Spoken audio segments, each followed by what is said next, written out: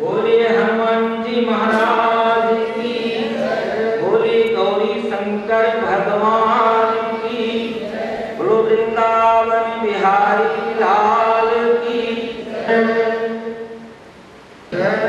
बोलिए सत्य सनातन धर्म की जय। नमः पार्वती पतये हर हर हर महादेव।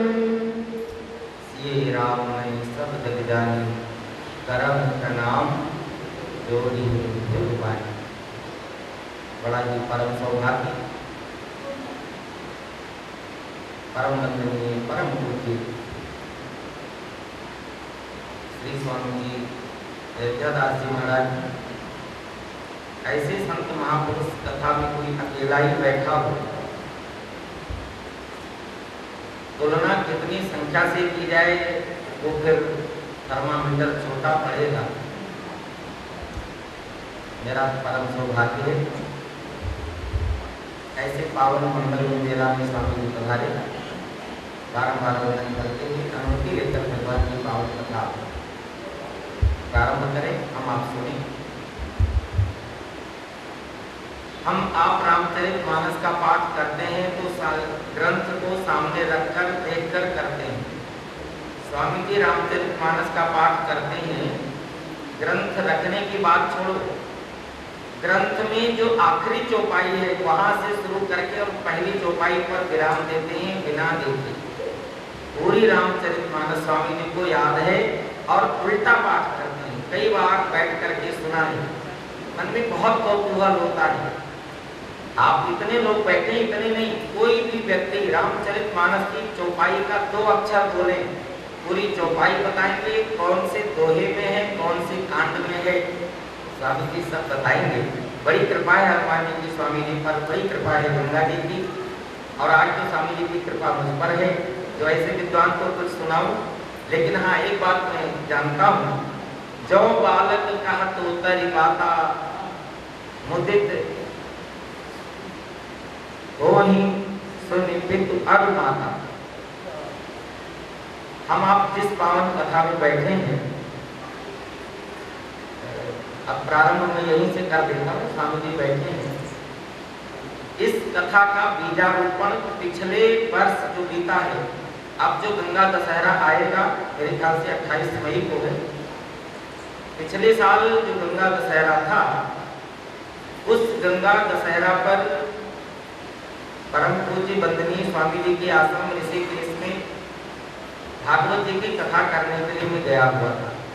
प्रत्येक वर्ष गंगा दशहरा पर कोई ना कोई उत्सव मनाते हैं, गंगा जी का जन्म मनाते हैं, गंगा जी का उत्सव मनाते हैं। गंगा जी के प्रेमी हैं, गंगा जल के अलावा कुछ और नहीं पीते। देखने में अपना तो खुद 20 किलो के हैं, लेकिन सिर पर 40 किलो गंगा जल लेकर के ISBT कश्मीरी गेट से यहाँ तक पैदल आते हैं। ना तो ऑटो में रखते हैं और ना किराया देते। मुझे 100 रुपया क्यों दे दूँ, मैं किसी को खिला दूंगा, कोई काम तो है नहीं, चलाता। कई बार रास्ते में मिला, देखा मैं ले चलो, लेकिन मेरे बस की बात नहीं कि मैं 10 कदम 40 लीटर उठा के पहुंचा।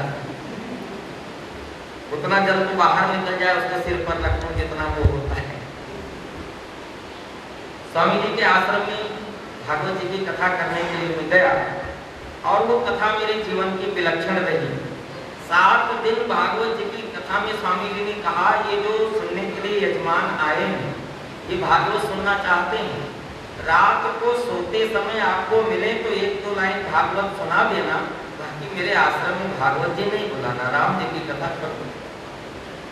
और 7 दिन मंच पर व्यासपीठ पर बैठकर भी मैं कहीं राधे राधे कह दिया होगा गलती से, कि हमारे महापुरुष लोग राधे राधे कीर्तन लगाते रहे, स्वामी जी आ गए तो वो धुनी श्री राम जय राम में बदल जाती रही, पता नहीं लगता जो लोग थे। और उसमें उसके प्रत्यक्ष प्रमाण ये 2 महापुरुष बैठे हैं, अपने बृहस्पति भरद्वाज जी और ये शर्मा जी, ये दोनों लोग बड़ी कृपा किए। पहले दिन ही पहुंच गए, 7 दिन रहे वहां, और जब 7 दिन की कथा सुनी तो इनको कौन सी बात अच्छी लग गई मुझे मालूम नहीं। इन्होंने कहा ये भागवत सुनने आया था लेकिन राम कथा सुना हूं, और उसमें भी मुझे लगा आपको समय कम मिला, आप बोलते तो अच्छा लगता, तो कोई समय रख लेते हैं। और वो समय गंगा जी में स्नान करते करते हमको आया 4 अप्रैल से रखा हुआ था, लेकिन जब कार्ड छपवाना हुआ तो इन्होंने कहा 4 को ग्रहण है, मंदिर खुलेगा नहीं, इसलिए हम 5 से रख लेंगे। मैंने कहा कोई बात नहीं। एक दिन 4 अप्रैल इसलिए इनको हटाना पड़ा क्योंकि हमारी व्यवस्था में बहुत व्यवधान आ रहा था।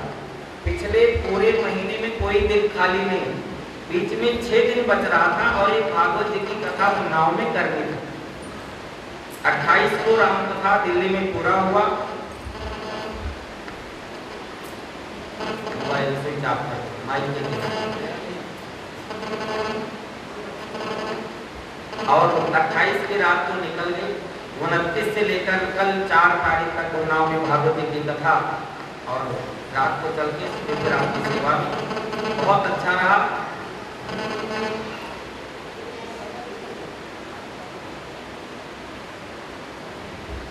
बोले श्री सीताराम जी भगवान की जय।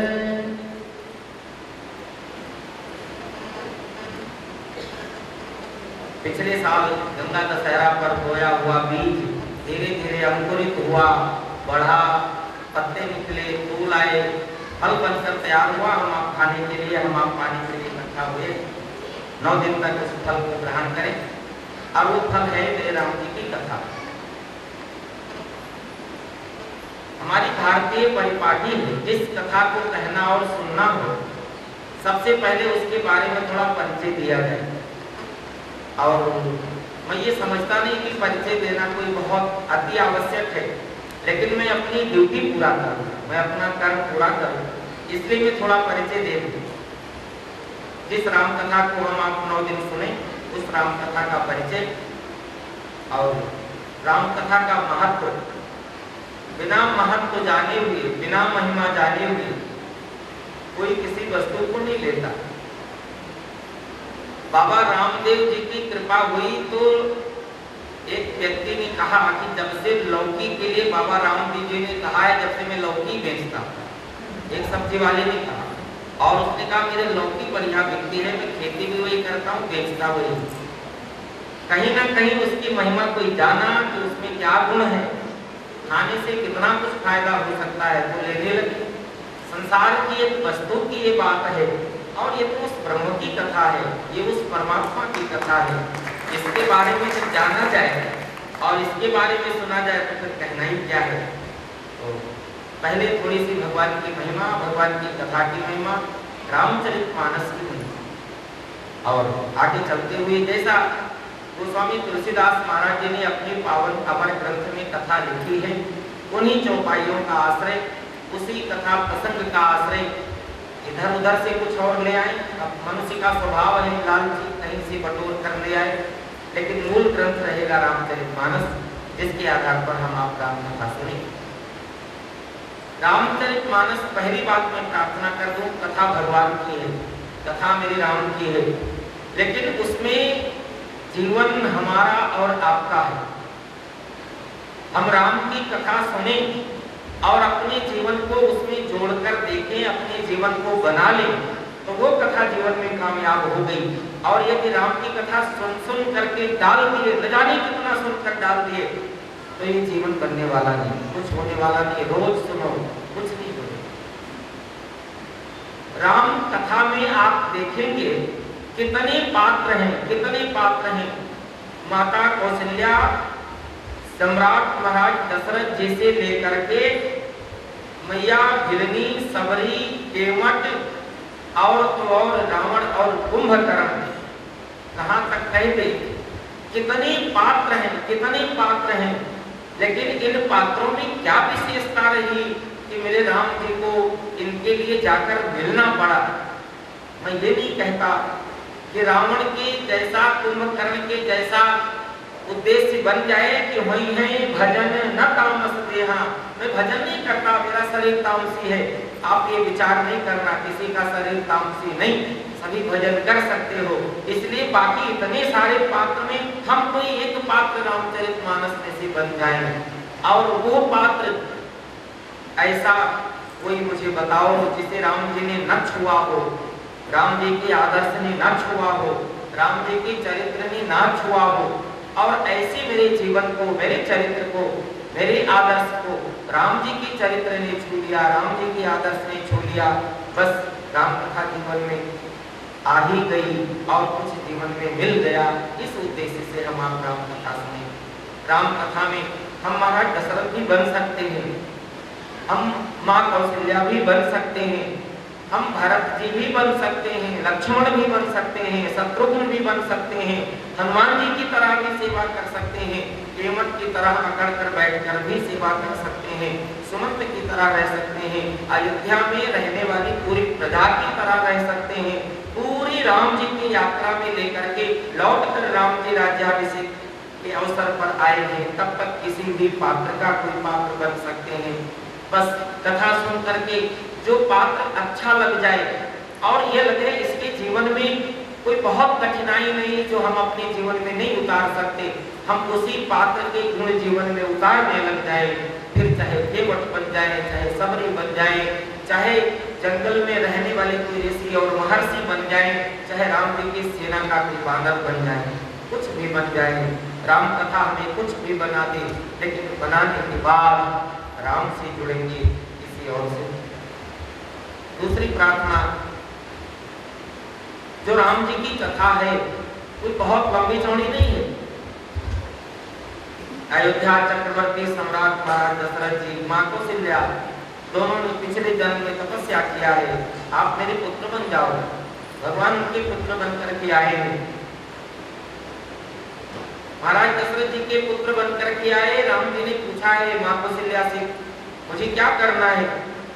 माँ कौशल्या ने कहा, देखो मनु जी के रूप में रहते हुए आपके पिता की एक इच्छा थी कि जो मैंने पावन अमर ग्रंथ लिखा है मनुस्मृति, उस मनुस्मृति के अनुसार कोई अपने जीवन को जी ले, मेरा ग्रंथ कामयाब हो जाए, मेरा ग्रंथ दुनिया में रह जाए। कोई ऐसा व्यक्ति हुआ नहीं जो मनुस्मृति के जैसा जीवन जिए। यदि आप वैसा जीवन जिए तो कितना अच्छा रहेगा। मेरे राम जी का जीवन मनुस्मृति के जैसा है। आप उसे पढ़ें, आप उसे देखें, और देखने के बाद उनमें से सब नहीं कहता, किसी एक पन्ने का और उस पन्ने में से किसी एक श्लोक पर जीवन अपना कोई उतार दे, और उतारने के बाद यदि उसे भगवान न मिले तो कहना, उसे भगवान न मिले तो कहना।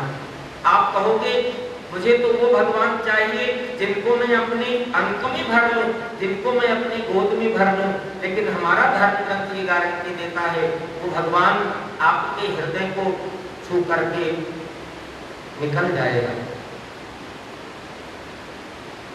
लगेगा उसको हृदय में ही भरा है। आपके हृदय को, उस भाव को छू लेगा, उस स्थान को छू लेगा जो करुणा से, जो मर्म से, जो प्रेम से उसके प्रति भरा हुआ है। लेकिन कब? जब वैसा जीवन होगा तब। हम आप ये सीखें राम जी के जीवन को अपने जीवन में जीने के जैसा। कहाँ से मिलेगा? रामचरितमानस और मेरे राम जी का आदर्श सिखाएगा। राम जी का चरित्र दुनिया में किसी को माफ नहीं किया, चाहे उनके पिताजी हों, चाहे उनके माताजी हों, चाहे उनकी पत्नी हो, चाहे उनके भाई हो, चाहे उनका कोई मित्र हो, चाहे उनका कोई शत्रु हो, सबके लिए जो करना है वही करना है, जो न्याय है वही न्याय है। हम इस थर्मामीटर को जीवन में लगाकर देखें, कितनी देर न्याय की परिभाषा पढ़ सकते हैं, कितनी देर सुन सकते हैं, कितनी देर उतार सकते हैं। मिनट बहुत देर है, सेकंडों में जीवन की वो थर्मामीटर हिल जाती है। जहाँ न्याय की बात आती है नहीं खड़े उतरते, और फिर राम को हृदय में लाना चाहते हैं, मुश्किल है। प्रयास करें वो न्याय हमारे जीवन से कहीं जाए ना। भगवान का जो स्वरूप है, भगवान की जो विग्रह है, राम जी का जो रूप है, धर्म का है, सत्य का है, न्याय का है, प्रेम का है, सत्य, धर्म, न्याय, प्रेम, करुणा, इन सभी का स्वरूप मेरे राम जी का है। और ये सभी अपने हृदय से दूर कर दें और राम जी की पूजा करें, राम जी की कथा सुने, राम जी की आदर्श को उतारे, नहीं हो सकता है। जीवन में ये होना चाहिए। बिना इसके जीवन में आए हुए राम जी का चरित्र नहीं आ सकता। ये सब जीवन को धरा है। राम जी की कथा कोई बहुत नहीं, अयोध्या में अवतार लेकर के आते हैं। वशिष्ठ जी महाराज, विश्वामित्र जी महाराज द्वारा कुछ देखने के लिए ज्ञान प्राप्त करते हैं। जनकपुर की यात्रा करते हैं, मां अहिल्या का उद्धार करते हैं, जनकपुर में जाकर धनुष को तोड़कर विवाह करते हैं, लौट करके आते हैं। महाराज दशरथ जी चाहते हैं राज्याभिषेक कर दो, बात बनी नहीं, 14 वर्ष के लिए वनवास चले जाते हैं। मार्ग में भक्तों से मिलते हुए 14 वर्ष की वनवास अवधि पूर्ण किया है। महर्षि वाल्मीकि जैसे ऋषि अन्य महापुरुषों को स्वयं का दर्शन देते हुए और उन महापुरुषों का दर्शन करते हुए मेरे राम जी ने 14 वर्ष बिताया। सीता जी का हरण हुआ है, समुद्र पर पुल का निर्माण हुआ, शिव जी की स्थापना, पूजा हुई, लंका पर चढ़ाई करके रावण कुंभकर्ण को मारा गया, लौट करके आए, अयोध्या में राम जी का राज्याभिषेक हुआ। शायद इससे ज्यादा तो राम कथा और कुछ है नहीं, इतनी सी राम कथा है। आदौ राम तपोवनादि गमनम हत्वा मृगकांचनम वैदेही हरणम जटायु मरणम सुग्रीव संभाषणम बाली निग्रहणम समुद्र तरणम लंकापुरी दाहनम पश्चात रावण कुंभकर्ण हननम एतत् श्री रामायणम। लेकिन फिर भी इसे सुनने के लिए शायद गोस्वामी तुलसीदास महाराज जी को विधान क्यों देना पड़ा इस कलिकाल में कि 9 दिन सुनो, कोई ना कोई बात होगी। अभी कहा 9 दिन आप विधान से सुनो, और ये 9 दिन विधान से सुनते हैं तो भगवान के सारे चरित्र 9 भाग से हमारे आपके जीवन में प्रवेश कर जाए। हमारे आपका जीवन भी कहीं ना कहीं 9 भागों में बटा हुआ है, और उस समस्त 9 भागों को पूर्ण करने के लिए भगवान की ये कथा 9 दिन सुनते हुए,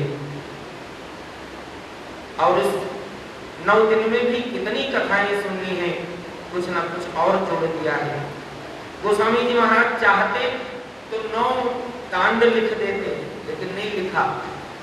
7 ही कांड है, और गजब तो तब कर दी, प्रारंभ में नाम उनका कांड दिया है और समापन में उनका नाम सोपान है, कांड नहीं है।